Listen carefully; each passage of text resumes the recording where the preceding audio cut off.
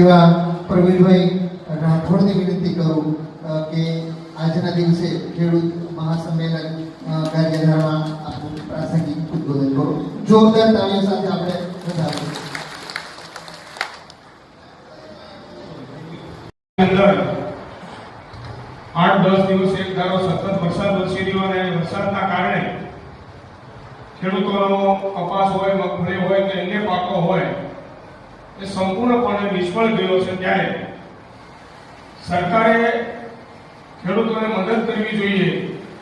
આવી વાત પીએમ ખેડી અને અહીંયા કોંગ્રેસના આગેવાનોએ ગામડા સુધી જઈ, ઘર સુધી જઈને એની વાત વ્યક્ત કરી અને આખરે નિર્ણય કર્યો કે આપણે સંમેલનના માધ્યમથી સરકાર સુધી આપણી વાત પહોંચાડવાનું કામ કરીએ. ત્યારે સમગ્ર રાજ્યની અંદર અને ખાસ કરીને સૌરાષ્ટ્રના તમામ જિલ્લાઓની અંદર સંપૂર્ણપણે ખેડૂતોનો પાક નિષ્ફળ ગયો છે. પશુપાલકો માટે ઘાસચારો પણ નષ્ટ પામ્યો છે. ખેત મજૂરો, ખેતી સાથે જોડાયેલા ભાગ્યાઓની પણ આખા વર્ષની મહેનત ઉપર પાણી ફરી વળ્યું હોય. આવી સ્થિતિ આખા રાજ્યની અંદર થઈ હોય અને સૌરાષ્ટ્રની અંદર થઈ હોય ત્યારે સરકાર આગળ આપણે બધા જ અપેક્ષાઓ રાખીએ કે સરકાર કંઈક મદદ કરે તો ખેડૂત છે એ પગભર થઈ શકે, ઊભો થઈ શકે, ખેત મજૂર ઊભો થઈ શકે, માલધારી ઊભો થઈ શકે. આ માટે સંમેલનો કરીએ છીએ. પણ મારે તો મારા વાત એટલા માટે કરવી છે કે આપણે ચૂંટણી દર 5 વર્ષે આવતી હોય અને 5 વર્ષે ચૂંટણી આવે ત્યારે આપણે બહુ મનોમંથન કરીએ, ખૂબ કસરત કરીએ કે કેવા માણસને મત દઈએ તો આપણી વાત સાંભળી શકશે, કેવો આપણો જનપ્રતિનિધિ ચૂંટાઈને જાય તો પાર્લામેન્ટની અંદર આપણે વાત કરી શકીએ, વિધાનસભાની અંદર વાત કરી શકીએ, જિલ્લા પંચાયતમાં વાત કરી શકીએ, તાલુકા પંચાયત કે નગરપાલિકા, ગ્રામ પંચાયતના સરપંચ. આના માટે આપણે રાત દિવસ ઉજાગરા કરીએ, ખૂબ મહેનત કરીએ અને ઉજાગરા કર્યા પછી આપણો જનપ્રતિનિધિ ચૂંટાઈને જાય અને ચૂંટાઈને ગયા પછી આપણી વાત કોઈ ન કરે તો આપણા ઉજાગરા છે એ ખ્યાલ થાય. એમ આ આખા 5 વર્ષમાં આપણે જનપ્રતિનિધિ ચૂંટીને બેઠ્યા છીએ એ 5 વર્ષ આપણે નિષ્ફળ ગયા. કે 1 વર્ષ એક મોસમ માટે એ ખેડૂતના દીકરા હોય અને ખેડૂત માટે ન બોલે, આપણો અવાજ ન ઉઠાવે તો એ જનપ્રતિનિધિ કોઈ કામના હોતા નથી.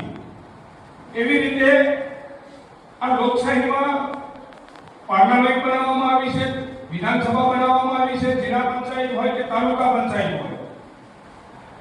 ત્યારે આ સંસ્થાઓ એટલા માટે બનાવવામાં આવી છે કે આપણો જનપ્રતિનિધિ ચૂંટાઈને જાય ને ત્યાં જઈને વાત કરે કે અમારા ખેડૂતોની આવી સ્થિતિ છે, આમાં તમારે મદદ કરવી જોઈએ. તો આપણે આંદોલન ન કરવું પડે, આવેદનપત્ર ન આપવું પડે, આપણો સમય ન બગડે અને આપણે આપણા કામ ધંધે રહીએ. તો આજે કંઈક સ્થિતિ અલગ છે કે આપણે રોજ આવેદનપત્રો આપીએ, રોજ સંમેલનો કરીએ, રોજ સોશિયલ મીડિયાની અંદર ખેડૂત પોતાનો અવાજ વ્યક્ત કરે, પણ સાંભળનારું કોઈ નથી. સાંભળીને તમારો નિર્ણય લઈને અને અહીંયા બેઠા બેઠા આપણે રાજી થઈ જઈએ. આપણા વાડીના છેડે કોઈ આવીને એવું કહે કે સરકારે બહુ સારો નિર્ણય લીધો, સમગ્ર રાજ્યની અંદર ખેડૂતોનું દેવું માફ થયું, તો આપણા વાડીના છેડે આપણે રાજી થઈ કે ન થઈ? આંદોલન ન કરવું પડે, પણ રાજી થાય એવું આ સરકારને કઈ કામ કરવું જ નથી. પછી ખેડૂત હોય, માલધારી હોય, મજૂર હોય, ભાગ્યા હોય કે વિદ્યાર્થીઓ હોય કે બહેનો હોય, એક પણ નિર્ણય એટલા બધા વર્ષથી આ ભારતીય જનતા પાર્ટીની સરકાર આવે છે અને તમે અહીંયા બેઠા હોય અને ફૂલને વધાવ્યો હોય એવો નિર્ણય લીધો, રાજી થયા હોય એવો નિર્ણય એક આ સરકારે લીધો ક્યારે? ખેડૂતો હોય તો એને એના હક માટે આંદોલન કરવાનું, આવેદનપત્રો આપવાના, બહેનોને કે અન્યાય થાય તો એને રેલીઓ કાઢવાની, યુવાન દીકરીઓને નોકરી જોતી હોય તો એના માટે પણ એને રેલીઓ કાઢવાની, આવેદનપત્રો આપવાના. તો આ સરકારમાં બેઠેલા જનપ્રતિનિધિ ચૂંટીને બેઠા છે એ કઈ જોવે છે કે કેમ? એ કઈ સાંભળે છે કે નહીં? કે આપણે મત આપી દઈએ છીએ ખાલી? આપણો જનપ્રતિનિધિ બોલે છે અહીંયા વિધાનસભામાં કે લોકસભામાં આપણે સાંભળીએ છીએ કે નહીં? આપણે તો આપણા હક અને અધિકારો માંગવા માટે આપણે ખર્ચ કરવાનો, આંદોલનો કરવાના, આવેદનપત્રો આપવાના. આજે ન્યાય ચૂંટાઈને ગયા છે વિધાનસભાની અંદર બેઠેલા 182 હમણાં ગોવિંદલા કહેતા હતા કે ખેડૂતના દીકરા જ છે અને ખ્યાલ જ હોવો જોઈએ ને કે સૌરાષ્ટ્રની અંદર આવી સ્થિતિ નિર્માણ થઈ છે તો આપણે શું કરવું જોઈએ. ત્યારે મારે આપ સૌને ભૂતકાળ યાદ કરાવવો છે કે ભૂતકાળની અંદર કોંગ્રેસ પાર્ટીની સરકાર હતી વર્ષો સુધી શાસન કર્યું, ક્યારેય યુવાન દીકરીઓને કે આંદોલન નથી કરવું પડ્યું, રેલીઓ નથી કાઢવી પડી, એને રોજગારી માટે એની નોકરીઓની તકો એ સરકાર આપતી હતી. હમણાં અહીંયા 2 વખત ઉલ્લેખ કરવામાં આવ્યો કે મનમોહનસિંહની સરકાર હતી દિલ્હીની અંદર, ત્યાં બેઠેલા નિષ્ણાતો બુદ્ધિજીવી માણસોએ વિચાર કર્યો કે આ દેશના ખેડૂતોને ઉભો રાખવો તો શું કરવું જોઈએ? તો કે દેવું માફ કરીએ તો ખેડૂત ઉભો રહી શકે. કોઈને પૂછ્યા વગર નિર્ણય થઈ ગયો અને આપણી વાડીએ બેઠા બેઠા આપણને ખબર પડી હતી કે આપણું દેવું માફ થઈ ગયું. આ વિચાર કરનારા લોકો ક્યાં? એટલે આપણે બધાએ એના પર મંથન કરવું જોઈએ, વિચાર કરવો જોઈએ. હમણાં તાજેતરમાં જીએસટી ની બધાને ખબર છે, જીએસટી માં ઘટાડો થયો એટલે ગામને શહેરમાં નીકળી ગયા બધા કે હવે નાના અને મધ્યમ અને ગરીબ વર્ગના લોકો છે એ પગભર થઈ જાય. જીએસટી માં ઘટાડો થઈ ગયો અને એની જાહેરાત કરવા નીકળ્યા હતા. અહીંયા બેઠેલા છે અને કોઈને કઈ સસ્તું મળ્યું હોય એવું એક જણો ઊંચો હાથ કરે. જીએસટી માં ઘટાડો થયો અને તમને કઈ ફાયદો થઈ ગયો એવો એક પણ ઊંચો હાથ કરે.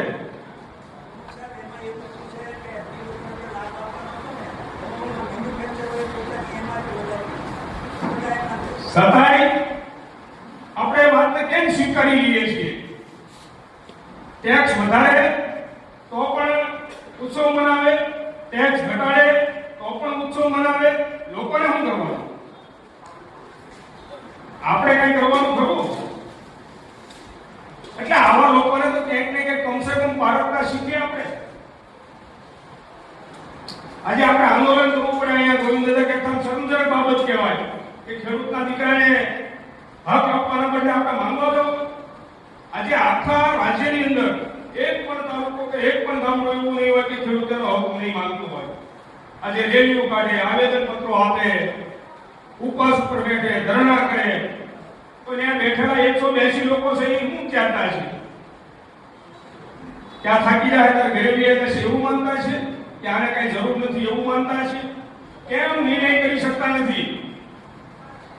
હું તો એવું માનું છું કે નિર્ણય નથી કરતા એમાં આપણે પણ ક્યાંક પાપના ભાગીદાર છીએ કે આપણો જનપ્રતિનિધિ સમય આવે ત્યારે સાચો મતદાન કરવા જઈ શકતા નથી, કાં તો મતદાનથી વંચિત રહી છે, સારા માણસને પારખી શકતા નથી, સારી વિચારધારાના લોકોને પારખી શકતા નથી. આજે આખા રાજ્યમાં તમે જો સીટિંગ સિવાય કઈ હાલતું નથી. સરકારે હોવાથી હાલ સુધી સીટિંગ કરે, લોકો સીટિંગ કરે, કોના ખિસ્સામાંથી કેમ કાઢી લેવું આ સિવાય બીજી કોઈ વાત નહીં. આજે એક ગામડાનો યુવાન માણસ દેવેદાર થઈ ગયો. વાતો ભલે બધા ગમે એટલી કરતા હોય, હારી ધોળા કપડા પહેરી ભલે ફરતા હોય, પણ એક ઘર એક માણસ દેવેદાર થઈ ગયો. અને આ સરકારે દેવેદાર કરવા માટેની સ્કીમો કાઢી. આધાર કાર્ડ ઉપર લોન આપી દઈશું, કે મકાનદારાની પોસ ઉપર લોન આપી દઈશું, લોન ઉપર જીવતા કરી દીધા બધા. અવારથી હાથ સુધી બધા હપ્તા જ ગોતે છે કે આ તારીખે મારે હપ્તો છે ભરવો પડશે, એના વગર હાલે એવું નથી. આવી સ્થિતિ રાજ્યની અંદર નિર્માણ થતી હોય ત્યારે આપણે એક ખેડૂતના દીકરા તરીકે, એક અન્નદાતાના દીકરા તરીકે બરાબર રીતે આપણે મંથન કરીએ, વિચાર કરીએ કે આવનારા દિવસોની અંદર આપણે શું કરવું જોઈએ. સાચા વિચારના લોકોને આપણે લાવવા જોઈએ, ગાંધી વિચારના લોકોને લાવવા જોઈએ. આ દેશની અંદર ગાંધી વિચાર સિવાય કોઈને ઉદ્ધાર નથી થવાનું. આવા ફટક્યા તો આવ્યા ગયા, કહીએ પીએ ગયા, પણ આપણો વિચાર છે કે ગાંધી વિચારની સાથે જોડાયેલા સરળ અને સાદગીના વિચારો સાથે જીવવા વાળા માણસો, જ્યાં સુધી એવી પ્રજાનું નિર્માણ નહીં થાય ત્યાં સુધી આપણે કાંઈ કરી શકવાના નહીં. ત્યાં સુધી આવી રીતે માંગવા નીકળવાનું. તો આવનારા દિવસોની અંદર બધા બરોબર રીતે મંથન કરજો. આપણો જે વિચાર છે, આપણી જે લડત છે એ સરકાર આગળ આપણે માંગવાનું પણ શરૂ રાખશું. જરૂર પડે તો આંદોલન પણ કરશું. જ્યાં સુધી આપણને દેવું માફ ન કરે ત્યાં સુધી તમામ ખેડૂતો છે એ ચોરે બેઠા પણ વાત આ જ કરે. કોઈ પણ પાર્ટીનો માણસ હોય તો એમને પણ તમારે ખુલ્લું રહીને કહેવું પડશે કે તમે જ્યાં હોવો ત્યાં અમારું દેવું માફ નહીં થાય ત્યાં સુધી ખેડૂતો ક્યારેય પગભર થઈ શકે નહીં. આજે ખેડૂતોની સ્થિતિ આવી નિર્માણ થઈ ગઈ હોય ત્યારે બધા જ ખેડૂતોએ આંદોલનની અંદર જોડાવવું જોઈએ. 8મી તારીખે 5 વાગ્યે હનુમાના લીમડા મુકામે સમગ્ર જિલ્લાનું એક સંમેલન મળવા જઈ રહ્યું છે ત્યારે અમે અહીંથી આમંત્રિત કરીએ છીએ તમામ ખેડૂત મિત્રો બધા લીમડા પણ આવજો. આખા જિલ્લાભરનું સંમેલન ત્યાં થવાનું છે 8મી તારીખે 4 વાગે. પણ એમાં પણ બધા આવજો. જ્યાં જ્યાં ખેડૂતોની વાત હોય, ખેડૂતોના હક અને અધિકારોની વાત હોય, ત્યાં ખેડૂતોએ બધાએ એકત્રિત થઈને મળવું જોઈએ અને આપણી માંગણી અને આપણા હક અને અધિકાર માટે લડતું રહેવું જોઈએ. વધારે વિશેષ વાત નહીં કરતા અને ગારિયાધાર તાલુકા કોંગ્રેસ સમિતિએ આ સરસ મજાનું આયોજન કરીને તમામ ખેડૂતોને અહીંયા એકત્રિત કરવાનું કામ કર્યું છે. ત્યારે હું ફરીથી તાલુકા કોંગ્રેસ સમિતિના સૌ આગેવાનોનો હૃદયપૂર્વક આભાર વ્યક્ત કરું છું અને ગામડામાંથી પધારેલા તમામ ખેડૂતોનો હૃદયપૂર્વક આભાર વ્યક્ત કરું છું. અસ્તુ. જય હિન્દ.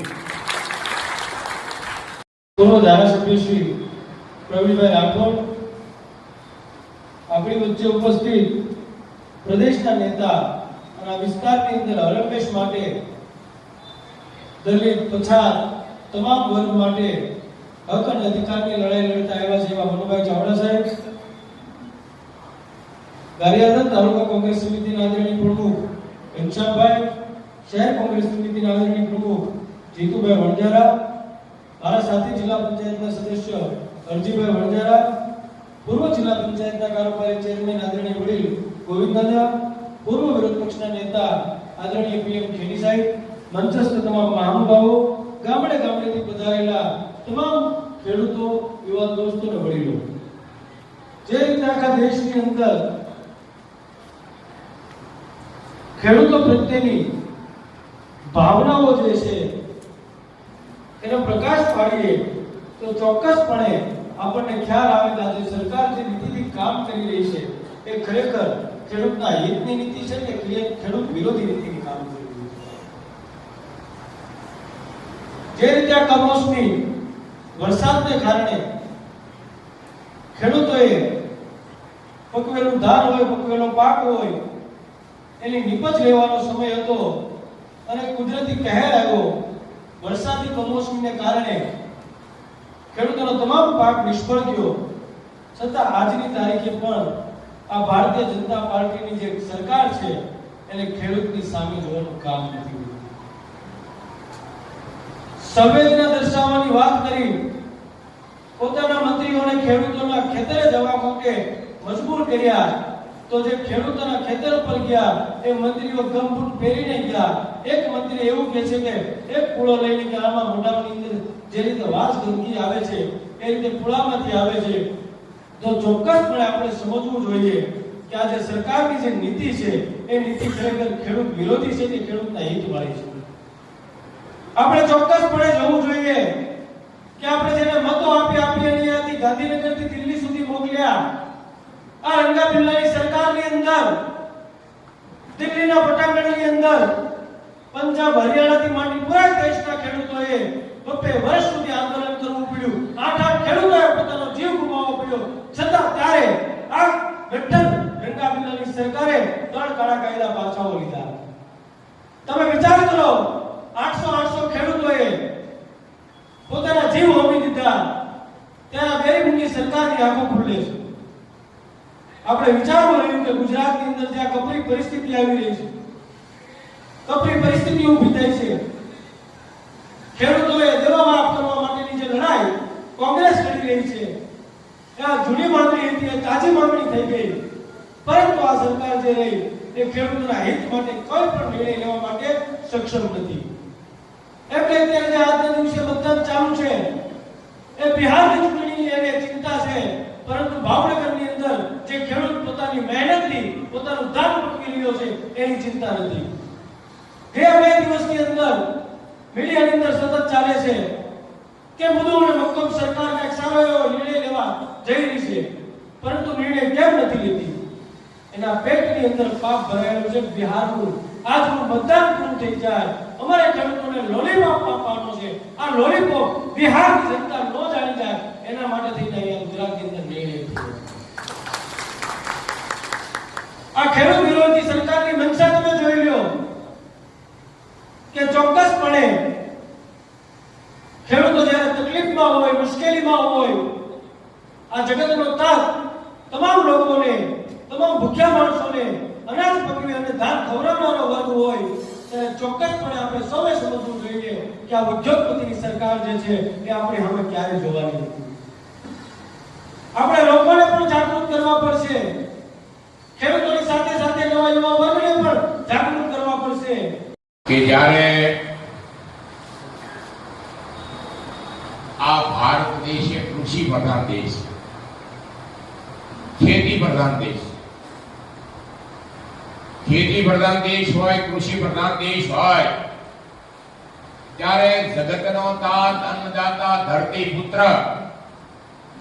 એને પોતાના હક ને અધિકાર માટે સંઘર્ષ કરવો પડે, રેલીઓ કરવી પડે, સભાઓ કરવા પડે, સરઘસ કાઢવા પડે, ધરણા કરવા પડે, ઉપવાસ કરવા પડે.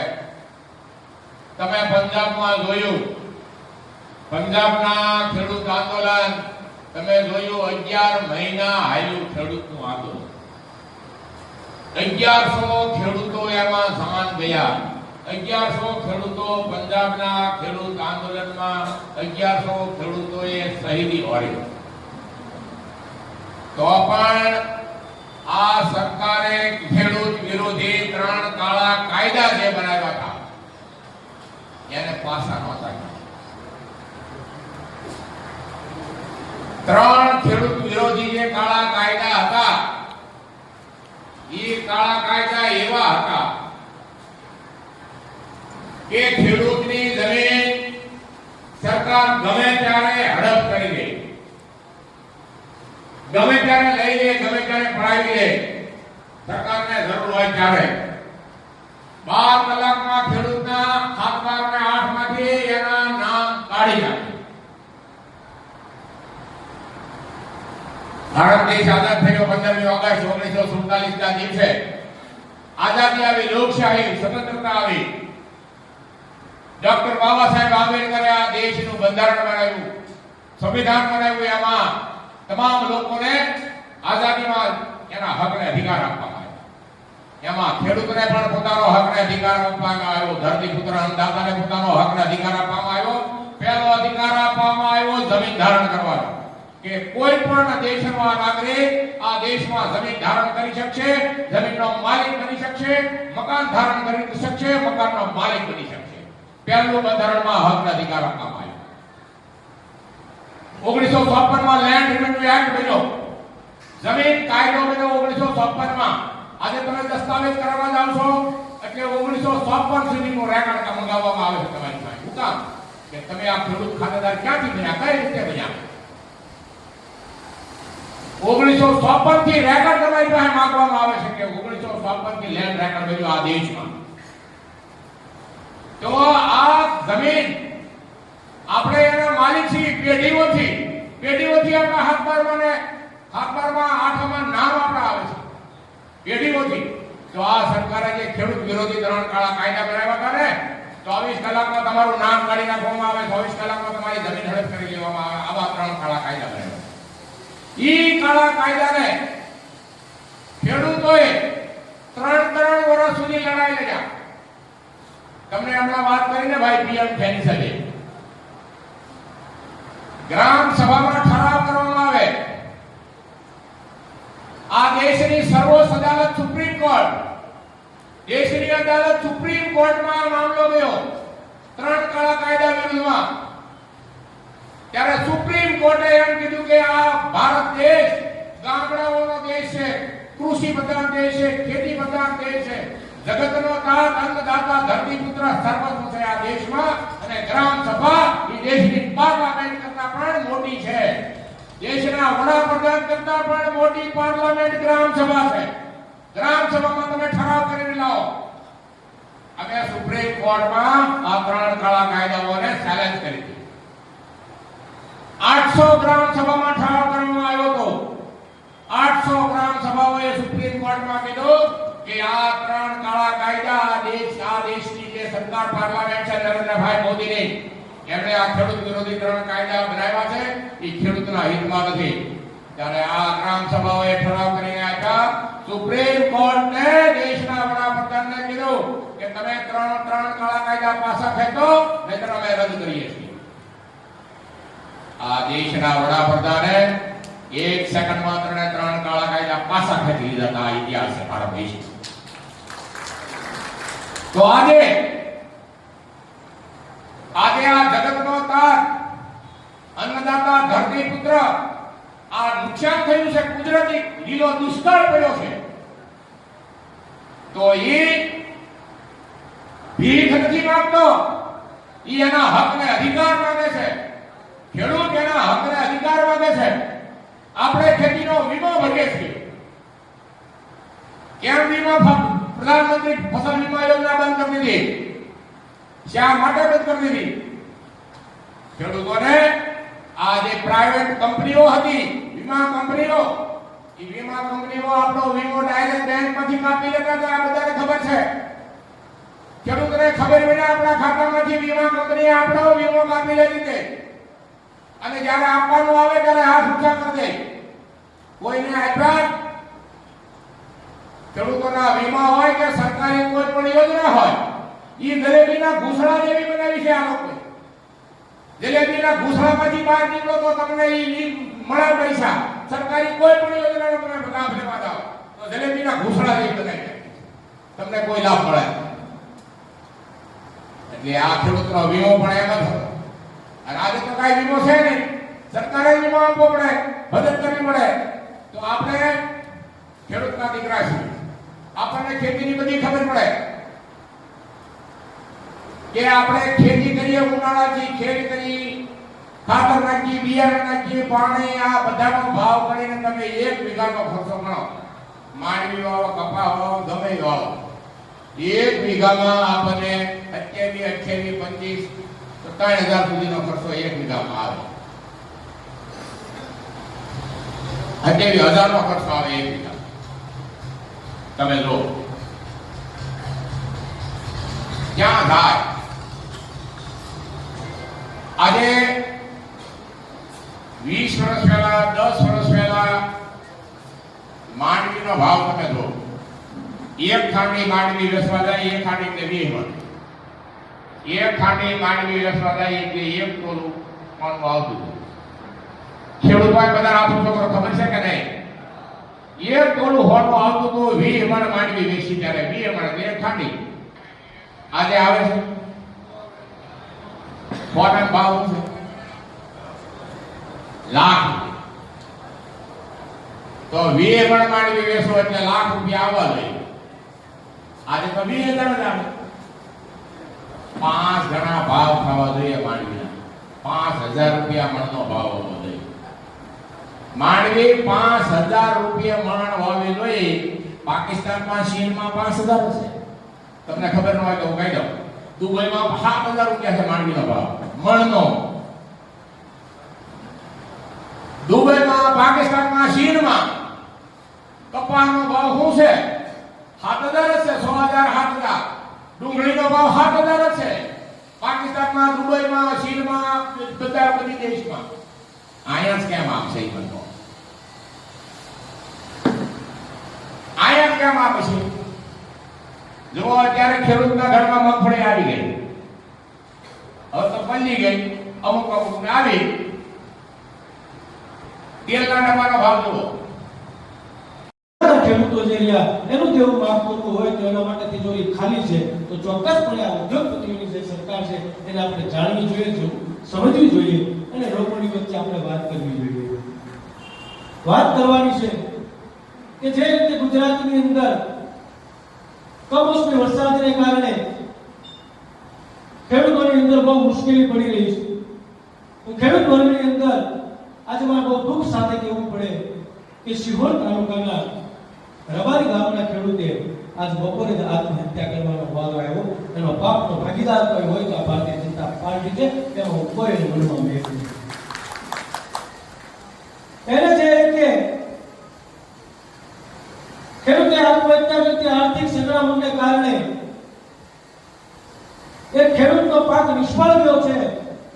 એ સરકારની રાહે હતો કે સરકાર કોઈ પણ આર્થિક પેકેજ જાહેર કરે, સરકાર કાંઈ તમારું દેવું માફ કરે, પણ આ સરકારે એક પણ નિર્ણય આજ સુધી ન લીધો.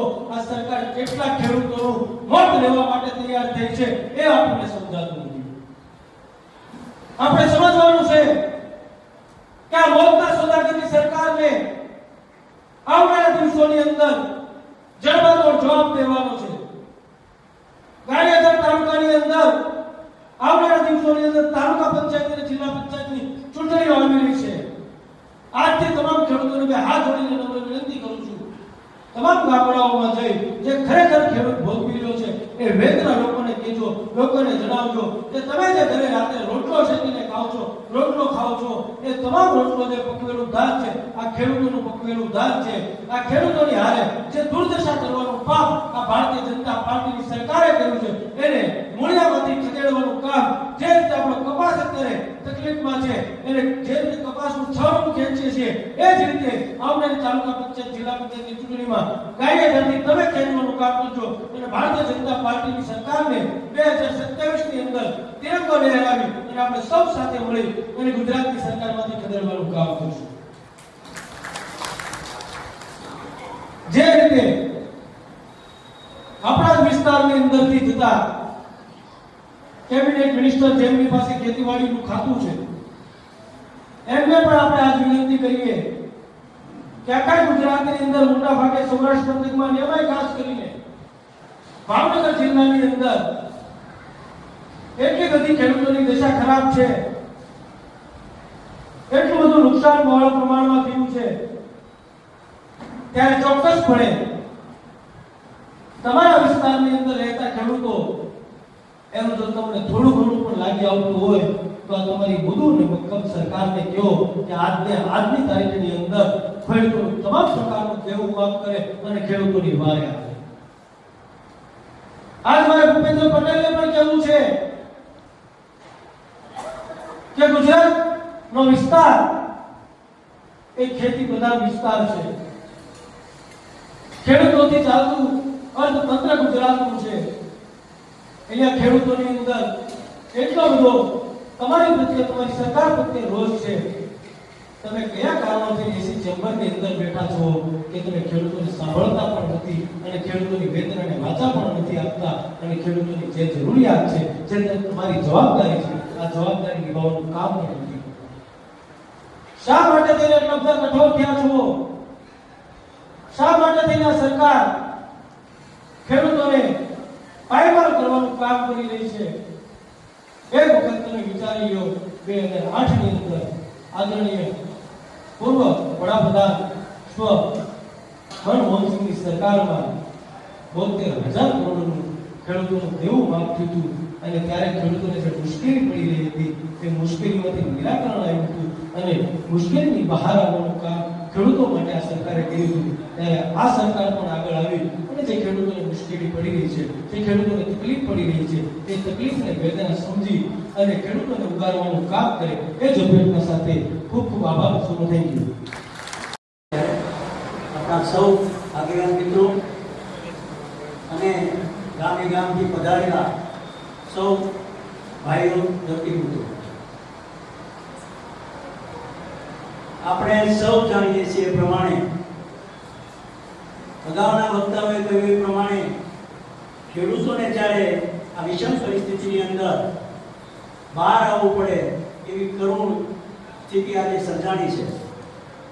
ખેડૂતોએ હંમેશા લાંબો હાથ કર્યો નથી, લાંબો હાથ દેવા માટે કર્યો છે. આપણા જે કોઈ વડીલો હતા, પૂર્વજો હતા, એને કંઈ પણ થાય, સ્થળે આવેલો કોઈ પણ માણસ હોય, ગમે એવો નાનો ખેડૂત હોય, એની શક્તિ હોય કે ન હોય, એને હંમેશા આપ્યું છે, માગ્યું નથી કોઈ પાસે. જ્યારે ભગવાને આ પ્રકોપ થયો અતિવૃષ્ટિના હિસાબે, જ્યારે આ પરિસ્થિતિનું નિર્માણ થયું છે, ત્યારે આવી રીતે સંમેલનો કરવા પડે, માંગણી કરવી પડે, એ પણ ખેડૂતોને માટે શરમજનક પોતે માને છે. અગાઉની સરકારોની અંદર આપણે સૌએ જોયું છે એ પ્રમાણે કોઈ વખત કોઈ સરકારમાં આવી પરિસ્થિતિનું નિર્માણ નથી થયું કે ત્યાં ખેડૂતોએ કે મજૂરોએ કંઈ માગ્યું હોય અને આપવાનું થયું હોય. આપણે સૌ જાણીએ છીએ એ પ્રમાણે અગાઉ જ્યારે મુશ્કેલીઓ આવી છે ત્યારે ખેડૂતો ઉપર હોય કે મજૂરો ઉપર હોય ત્યારે મજૂર વર્ગ માટે રાહત કામો શરૂ કરેલા છે. ખેડૂતો માટેની જે કોઈ સહાય કરવાની હોય એ પણ કરેલી છે. અહીંયા અમારા શહેર કોંગ્રેસ પ્રમુખે આપને જણાવ્યું એ પ્રમાણે જ્યારે 72,000 કરોડ રૂપિયાની આ દેશ માટે થઈ ખેડૂતોના દેવામાં નાબૂદી માટે થઈ જે યોજના મનમોહન સિંહની સરકારે, યુપીએ સરકારે, કોંગ્રેસના ગઠબંધનથી ચાલતી સરકારે ત્યારે જાહેર કર્યું ત્યારે કોઈ ખેડૂતોએ કે ધરતીપુત્રોએ માંગણી નહોતી કરી. આ એની ખેલદીની હતી, ખેડૂત પ્રત્યેની લાગણી હતી, મજૂરો પ્રત્યેની લાગણી હતી, નાના વર્ગ માટેની લાગણી હતી. હંમેશા એને અધિકારો આપ્યા છે ખેડૂતોને માટે, નાના માણસો માટે. અન્નનો અધિકાર આપ્યો, શિક્ષણનો અધિકાર આપ્યો, રોજગારીનો અધિકાર આપ્યો. કોઈએ માગ્યું નહોતું. ત્યારે આટલા વર્ષોથી આ શાસન ઉપર રહી અને ખોટે ખોટી જે કાંઈ હોય એ વાતો કરી અને લોકોના ખીચા ભરવાની વાત કરે છે. ત્યારે આપણે આ પરિસ્થિતિનું નિર્માણ થયું છે, ત્યારે આ પરિસ્થિતિ બની છે. મારે તેથી એક જ કહેવું છે કે કોંગ્રેસે જે કાંઈ અત્યારે કર્યું છે, ચાલુ કર્યું છે, એ માટે અમે કોંગ્રેસી તરીકે નથી કહેતા આપને, પણ એક ખેડૂતના દીકરા તરીકે અથવા ખેતી સાથે સંકળાયેલા મજૂર વર્ગ હોય કે કોઈ પણ હોય, વેપારી પણ ખેડૂત સાથે સંકળાયેલો છે. આજે ખેતીના ઉત્પાદનથી જો સારું ઉત્પાદન આવે તો બજારની અંદર વેપાર કરતો વેપારીને પણ લાભ થાય, ખેતીવાડીના ઓજારો વેચતો હોય, દવા વેચતો હોય, બિયારણ વેચતો હોય, ખેડૂતને પણ, ખેડૂત પુત્ર હોય કે વેપારી હોય, એને ફાયદો થાય.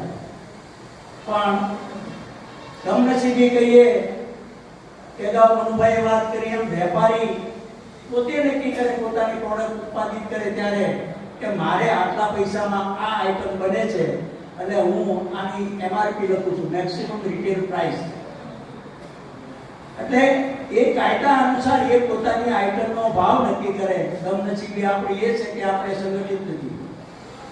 કોઈ પણ બાના નીચે જ્યારે સંગઠિત થવાનું હોય ત્યારે કોઈ પણ વર્ગ હોય, મજૂર વર્ગ હોય, નોકરિયાત વર્ગ હોય, કે ખેડૂત વર્ગ હોય કે બીજા કોઈ પણ વર્ગ હોય, જે લોકો સંગઠિત થયા છે એને ફાયદો થયો છે. આજની તારીખે તમે જોશો તો કોઈ દિવસ નોકરિયાતોએ થોડું ઘણું આંદોલન કર્યું હોય અને અઠવાડિયાની અંદર એને રિઝલ્ટ મળે છે.